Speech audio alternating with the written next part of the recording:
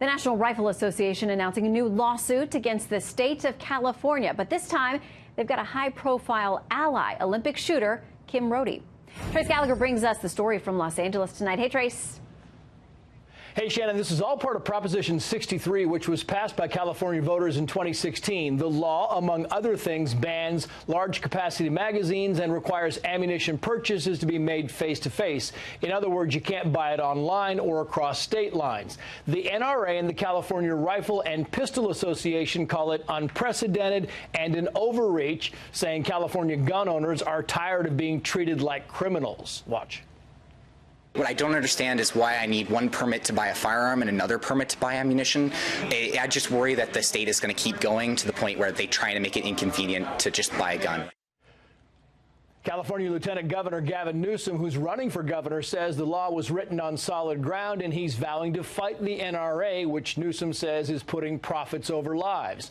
This all comes amid the national debate over gun control in the wake of the shooting in Parkland, Florida. Fred Gutenberg, the father of a Parkland shooting victim, tweeted, quoting, "This is why I say the NRA is the problem. The citizens of California voted, and now the NRA is suing to overturn the will of the people. They must be defeated." But pro-gun advocates are pushing back. Quote, "The truth is that no amount of gun control will ever satisfy anti-gun extremists in the California legislature. They're seeking to set a standard for the rest of the country and must be defeated."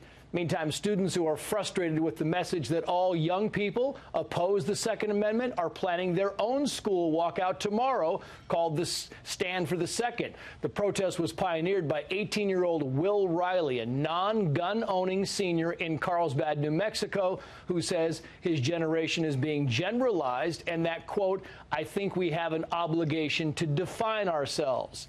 So far, students in 300 schools from 42 states plan to join the 16-minute walkout, again recognizing each student who was murdered at Marjory Stoneman Douglas High.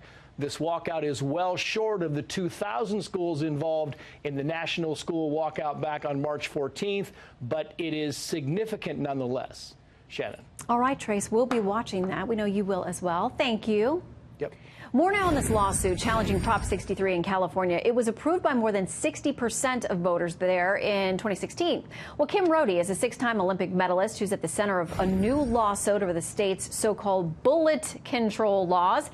She's one of several plaintiffs challenging the law. Kim, welcome. Great to have you with us tonight.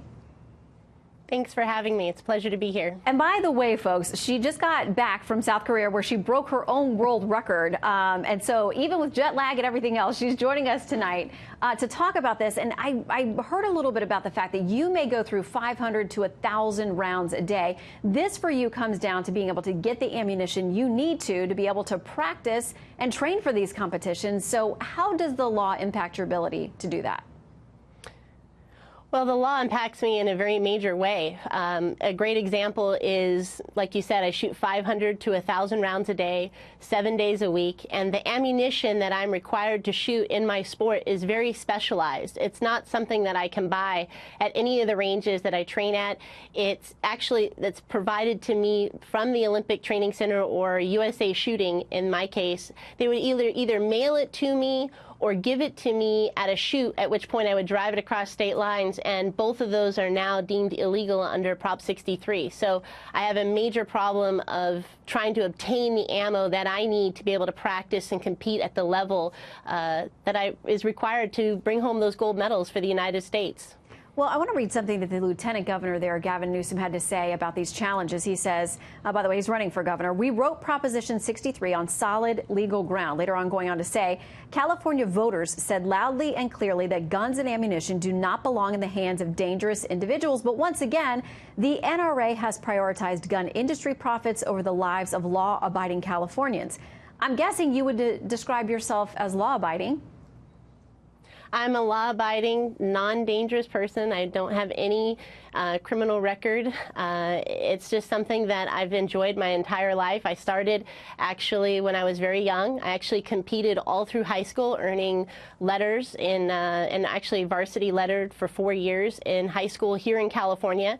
And I've been able to compete for the last 6 Olympics, and I hope to compete for many more. But unfortunately, with these laws, I'm going to be having having even more of a difficulty after 2019 of even being able to obtain my ammunition to maintain that level that I'm at and compete against some of the best in the world. And it's not just me. I know I'm on the extreme end because I shoot so much, but just every competitor out there. This is affecting just the everyday Joe Blow that goes out and wants to shoot. It is very, very restrictive, and in my case, I can't even get my ammo.